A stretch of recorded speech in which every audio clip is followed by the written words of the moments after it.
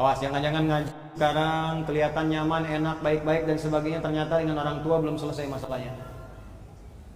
Orang tua dengan anak harus nyambung tidak? Harus sayang tidak?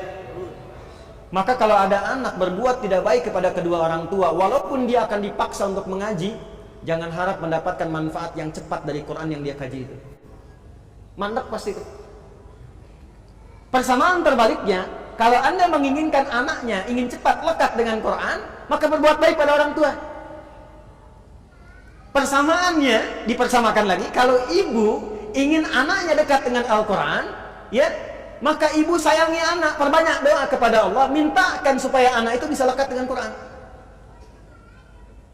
Saya kadang berat cerita ini ya, karena ibu saya pun pasti lihat.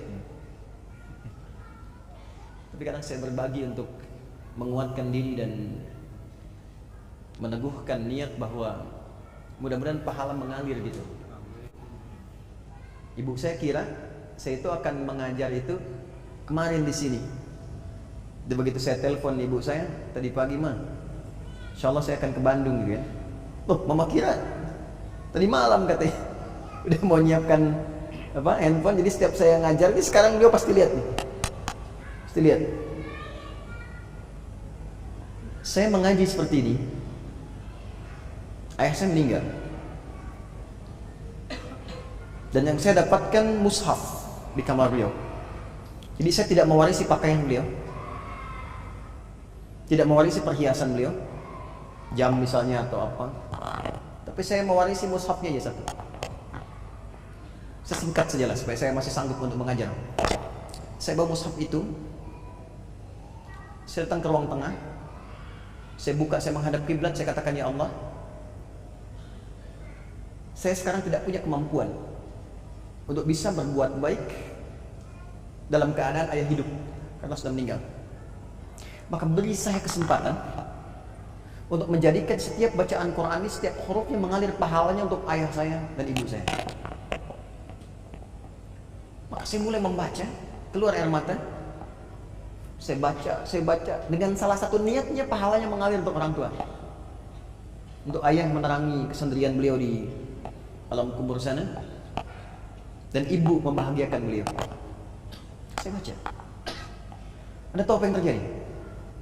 Tiba lisan saya saat itu tidak bisa berhenti membaca, baru selesai ke ayat 40 di Al-Baqarah. Dan yang dibaca itulah yang sulit untuk keluar dari benak kita, dari kepala. Dari mulai bacaannya, hurufnya, posisinya, artinya, macam-macam sejak saat itu. Dan itu terbiasa sampai dengan sekarang. Jadi saya ingin katakan, menyambung hubungan dengan yang Allah perintahkan disambung, dengan orang tua, dengan ibu, dengan ayah, kasih sayang yang baik, berikan perhatian, doa, itu salah satu fadilahnya mempercepat kemampuan kita untuk menangkap petunjuk dari Al-Quran. Dan itu yang dilakukan oleh ulama-ulama dulu. Ibu jangan lihat Imam Syafi'inya sekarang karya dan umatnya banyak. Kalau Anda pengen tahu, Imam Syafi'i itu bisa demikian, salah satunya perjuangan ibunya yang single parent, lahir di Gaza, datang ke Mekah, digendong-gendong tuh dari tawafnya sampai diajarin dan sebagainya. Jadinya seperti sekarang. Imam Ahmad bin Hanbal, ibunya single parent. Apa yang dilakukan? Musim dingin pun itu masih masak air, Bu, Pak. Diwudukan ibunya.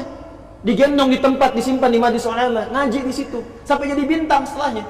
Murid Imam Syafi'i. Imam Al-Bukhari itu yang berjuang ibunya single parent. Mazhabnya Syafi'i.